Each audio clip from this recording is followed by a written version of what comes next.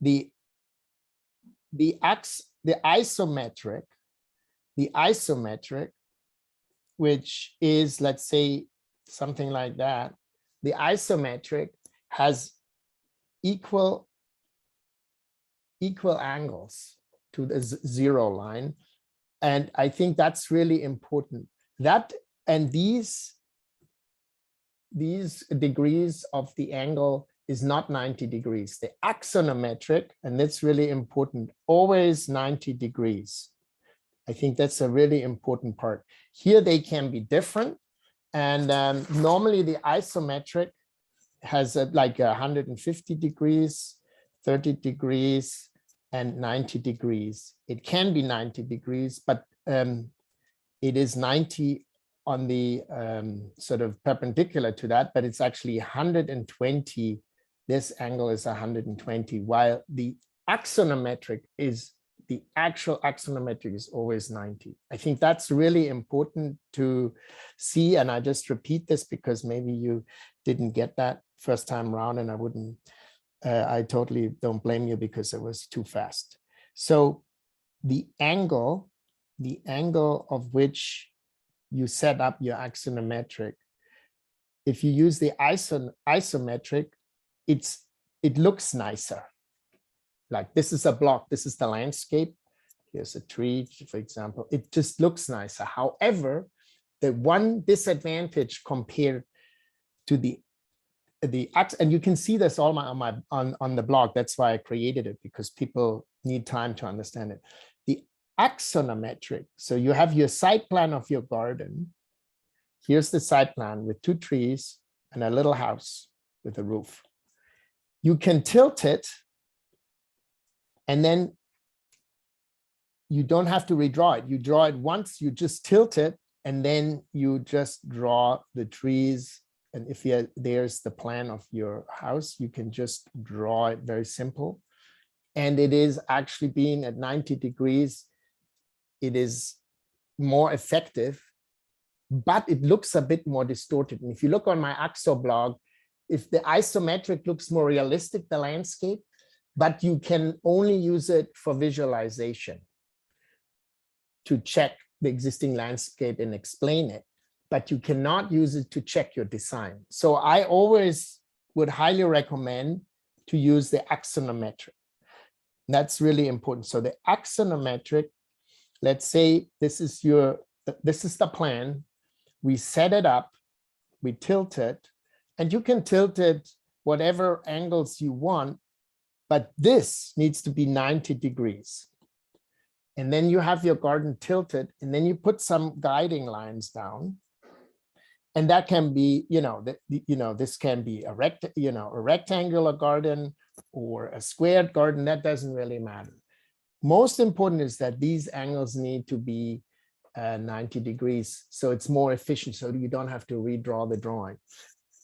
And I think that's something which is why I prefer to use the axonometric, although the isometric looks better when you visualize just the landscape in the analysis phase. So you have Daniel, you're saying, sorry, interrupt. So it's 90, yes, that plan, and then so when you tilt it on the plane, yeah, it this should be needs 45 and 45. Yeah, this could be 45 45 and 45. This could be different too. You can tilt it, and I show this in my blog. You can tilt it this way, you can tilt it this way, you can tilt it even this way.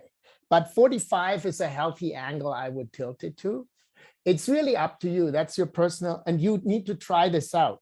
What it does, what is so fascinating is this looks reasonably healthy. But if you do an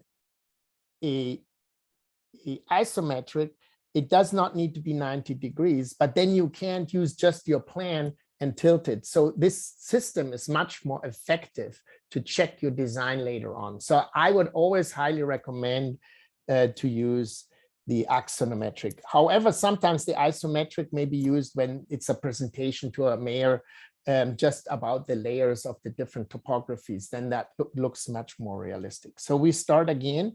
So here is the site. Let's say this is your garden, and around 45 is about right. don't need to be perfect, but you can kind of juggle it like that. But what is important are these lines, and they are perpendicular to the, I call it the zero line. And then you have your basic plane, and then you can go in, and let's say this is the topography. And what it does right away, you can see this is a wavy landscape. But then you can, and this is what's the cool thing is, you can, because you have the guided lines here, you can go down and draw in, for example, I make it with blue, I put it in blue, the water level below the site. To find that out, you go online, check with the local municipality, how deep is the water table, so that you can then put in the water table, because that has a lot to do. Do you need irrigation? Do I have to recycle water? Do I need to have a green roof to make sure in the summer month? And so on and so on. Water table is really important. The other thing you can then also do, which is really cool, you can start, or you get a soil, you can describe the soil. What kind of soil is it? Is it percolating easy? So we have already 2 layers we are talking about. It's a tool for you to see the world 3-dimensional. So we have the soil profile, and then we have the topo. And then this is the cool part. You can go above the ground, the atmosphere. So you can have the birdies, the bird species going over your site, and then how they react to a tree. I call the tree an airport for birds. So it's an important part. And the tree has roots. So you can really visualize everything using the Axo in 3 layers. I show it in section. So you show the topography, you show the groundwater table, you show the tree, you show the roots, and you can show the biophilia, for example, the bird species, migrating birds. And then what it does when you see this all happening, and then finally you can put in the sun, for example. Let's say, it's really important. Let's say, hold on. Do this again. Let's say the sun, this is north. Okay, north. So the sun runs this way. And in the summer and winter, this is the shade in the summer because the sun is higher. But in winter, the shade will be bigger. And then obviously it will change relating over the day. So you can then also start thinking very clearly, what is the shade of my tree doing on my site? If you had, let's say, a bed of planting here, maybe it has semi-shade.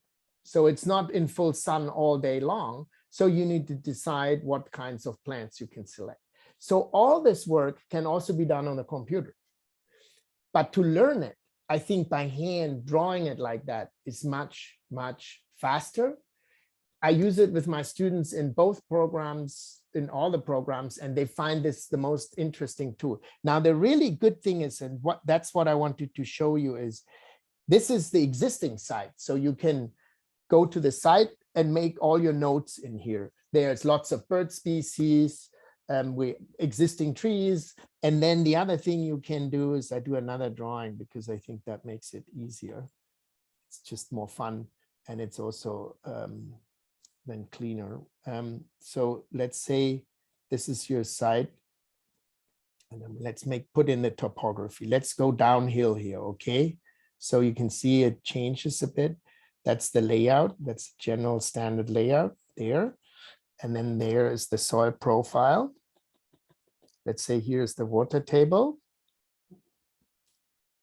And then let's have a river here at the bottom. That continues, obviously. But this is the interesting thing. This is how Ian Marquardt was doing it. He had these blocks, different scales, whole landscapes as well. But in this case, this is our site. And what I'm doing is I'm extending the site outwards in both ways. And you can see all that on my blog, how that is done. I'm extending that outwards. And then you can decipher the landscape around your site. Let's say there's an existing road to your site. And on the site, there are trees. This is a human, very small, gives you scale too. There's another human, and they are the same size everywhere because it's an axonometric. So it's a really cool tool. It's undistorted. So it's a really good learning tool for that. And then you see there's the existing trees. This is north. And then the good thing about it is, and this is, we have deciphered, we know the water table, which is down here. We know the topography, and now, and this is the cool part, we do let it rain. So we put the cloud here at the top and we let it rain on our site. And what happens is, because it's going downhill, the rain will, after a while, when the soil is at field capacity into this river. So we know, being downhill, it would rain in there, and some of it will drain into the soil profile as well. And some of it will get taken up by the trees and evapotranspire. So what this tool does is it makes you think holistically, three-dimensionally, understanding landscape. Cheap, quick, you don't need a Rhino model, done, hand drawing. And what it does is it makes you think about all these things. Oh, there are tree roots. Oh, the tree roots of this tree may go into the neighbor's garden. When I just existing trees, new trees, basically it's an X-ray tool. And on top of all this basic analytical information, this now starts getting multisensorial, because when it rains, the soil is humid. So you can think, that makes you think, oh, I have to examine the soil. I have to pay attention about the soil. Is the soil draining? Is this draining enough to put the water into that river? Should we feed the river with water? If I put a lot of paved areas, for example, I will just draw it in red. If I pave a lot of this area, the runoff will be faster, then the river may flood. Or do I have to do something here? Maybe this is not a good area to do a lot of paving. So it starts you to really question. It's basically teaching you how to design and how to see the world multisensorially, three-dimensionally. That's what this tool does. And the good thing is, with extending it, you can show the landscape. And the other thing is, this is now a big, we've drawn the site very big. So what you could do is you could also draw the site much smaller. You could draw the site, let's say, let's do it smaller. Let's go back to black. Here's your site to the 0 line. You see, it doesn't need to be, it could also be angled higher if that's something you want to do. 45 is a healthy one, but it doesn't need to be. You can be, it's up to you how to do it. And the reason why you may want to angle it higher is if you want to show more of the surrounding context.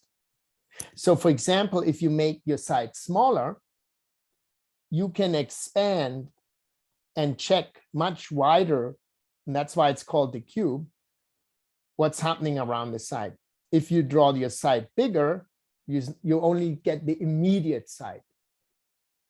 And that is important. Let's say fence to the neighbor, tree growing over to the neighbor, shade with the new hedge you're designing. That's one of the areas why this is an issue. But what is important, the smaller you make the cube, the more you can think about, let's say, big tree arrangements around the site, big tree arrangements here, because that will then, let's say, if there's a prevailing wind, is the site protected by the existing forest here against lots of wind? Is the site may have some problems because these surrounding plants suck up a lot of the groundwater in summer when there is a heat wave? Do we have to store water on site that I can get my garden beautiful? So that's what this tool does. It makes you really think deeply about design and its surrounding this site context at all scales, and at all design phases, which are 6. When you go to the site, you can take this tool on a piece of paper, on iPad or whatever tablet, and you can document what you see. And that also tells you, oh, I've forgotten to check about the water table. I have to go to the municipality office and check that. So it helps you to think about all the things you may forget, because as a landscape architect, there's a lot of things you need to think of. The science, the ecology, the architecture, and all the other civil engineering, all these different aspects. So it's kind of a checklist tool, a three-dimensional checklist tool. But as I just showed you with this example here with the surrounding trees, it starts then to really have a discussion on, let's say, if the wind, maybe you have to design on the site the roof in such a way that it does not have a green roof. Because if it has a green roof, it inspires a lot of the water. Maybe we just have a normal roof and collect the water. So for the summer month, I have enough water so it doesn't dry out, that I can still have a garden. So it really goes much more rigorous and deeper and raises those questions much deeper. And it also tells you that drawing is an intellectual exercise, which you then annotate. So first draw it loosely like I do, and then you can write existing forest, same here, existing forest. And as you can see, quite messy because it's for you. You're not showing this to anybody. It's just for you. And then give it a blue, hold on. And then here is the prevailing wind coming in. So the prevailing wind, okay, this forest is protecting it. That means this forest is evapotranspiring a lot of water. So maybe I don't have enough water for my wonderful garden here. Maybe I have to do xeriscaping if the client doesn't want to have a water recycling facility because he hasn't got the money. So it actually really deeply starts and raises design questions. And I think that has never been taught like that. We always teach, and that also works, but not as clearly, I think, as three-dimensional. So of course, you could do the same in a section. I just draw it in black. Here's your section of the landscape. There are the trees. Yeah, there's the trees. There's the little river here. And you can draw the cloud and you can draw the rain, and some of it will run off here and some of it will run off here. But it doesn't show the context. You would have to draw it really small. Of course, you could show a little bit of the context. But with the Axo, you're like a helicopter flying over it, really understanding the region. And it brings me back to La Palma, the water flow of the lava, the lava flow, not the water flow, but water, like lava, runs downhill, flows downhill, not uphill. So if you are a rigorous landscape architect, that's how you design. You think at the big scale and do it like that. So the section is a really good tool to ask many questions in detail. Let's say here's the water table, what kind of soil is it, and so on. You can annotate it, and you can also put the prevailing wind in here. So it hits that, and then it obviously increases evapotranspiration. And then in summer, this may dry out, this may dry out. So maybe my house I'm designing here needs a cistern, a big cistern for the summer. So what it does is, because you have thought about it at this large scale, it really starts you to document the different. Then, of course, the section is useful when you zoom in and do the detailing. Is the cistern underground? Is the cistern a couple of water barrels? Whatever it is. But first, the Axo. And then that at the different scales. And that helps you guys to really design the landscape in an amazing multisensory way.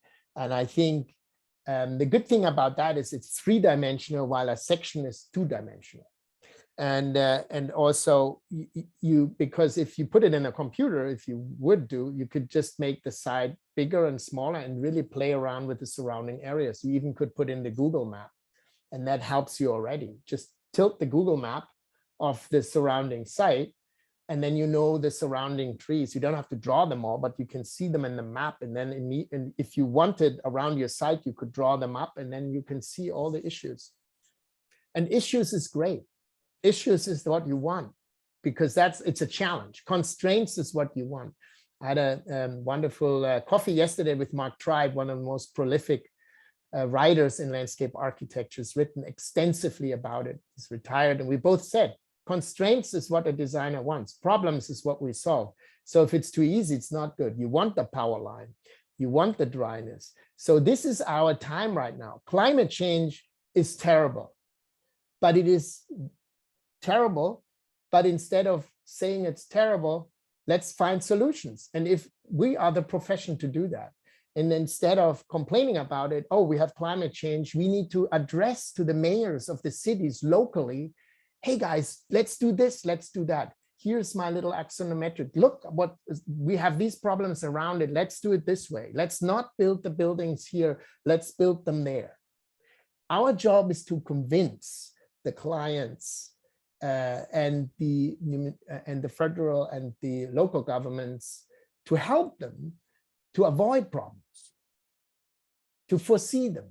That's what this tool is for. So it helps you, and it helps you to do that. And then finally, I describe that deeply in my book, but I give you a little hint on it.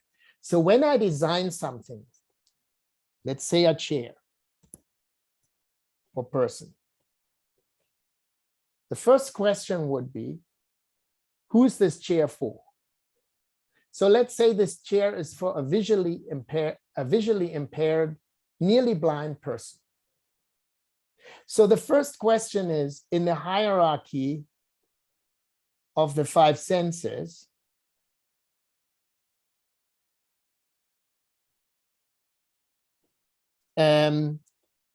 what is the most important?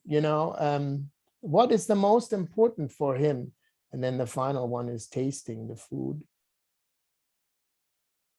So which one is the most important for this person who is visually impaired? Not sight. Maybe it's touch.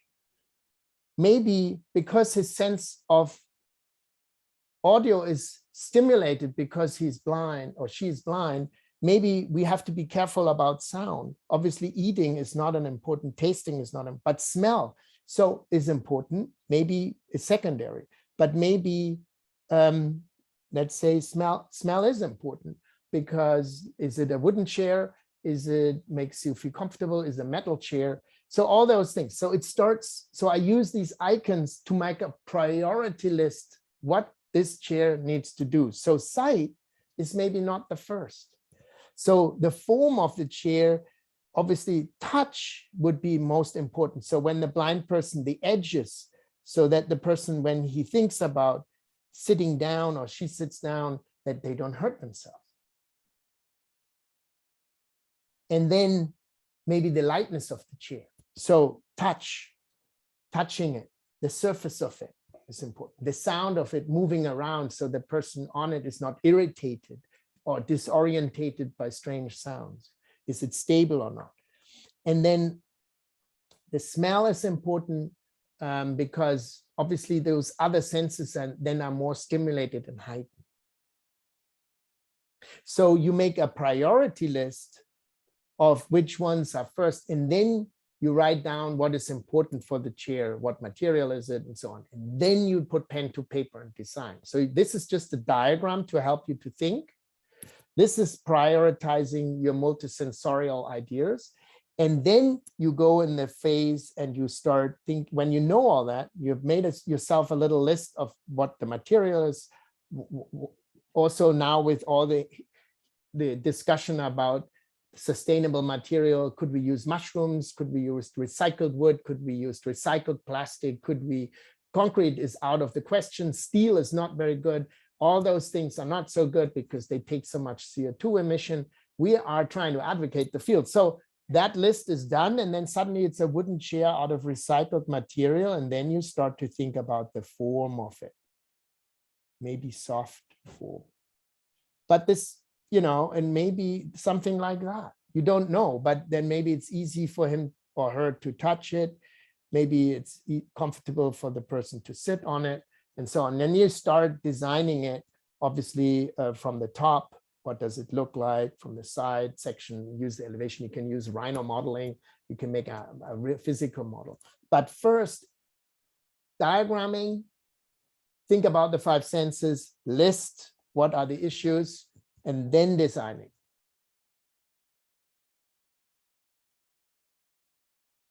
And that goes with a chair as well with a garden. It goes with a park as well with a region. And this is what we are good at. We work at all scales. But let's start with you guys. You could do this in your own time, a bench or so on. Normally in my classes, I give an exercise like so I asked my students to design a lamp we're doing a studio on affordable housing. So I asked them to design a little path light leading to the entrance of the house. And they had 20 minutes to do it. And then we had a pinup. We won't have that today, but I think that would be something you could do with Nadia, for example. And then you do it for 20 minutes, and then, or we do it together. I come into your class, we do it. We give you, now you've got the lecture, we give you a little assignment, you do it, and then you pin up in another time when we can meet.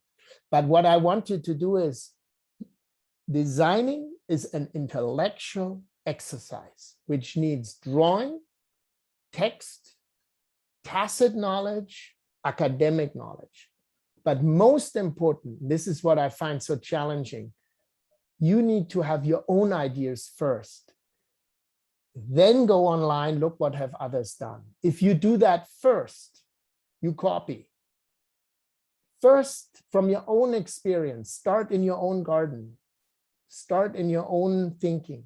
Then go online and use the peer-reviewed research, the images as a backup. But if you do it the other way around, you get drawn right into these forms and shapes, but not thinking in depth who you actually designing what for. So first, multisensorial understanding, site immersion, go to the site multiple times, what's required, then make matrices, do diagrams like this, think about this. It's better if you do something deep. You don't need to do everything, but the things you do them rigorously and document the process. I only grade the process because the process tells me where I can help you as students to adjust. But if you show me perfect, final, refined drawings, often if I would then say, why did you do that?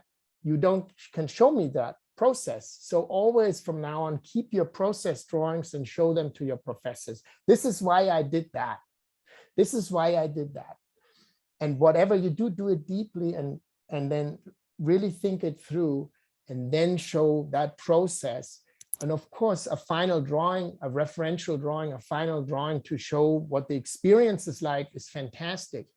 But it doesn't make any sense if you cannot back it up with evidence how you got there. That's it for me so far. Any questions?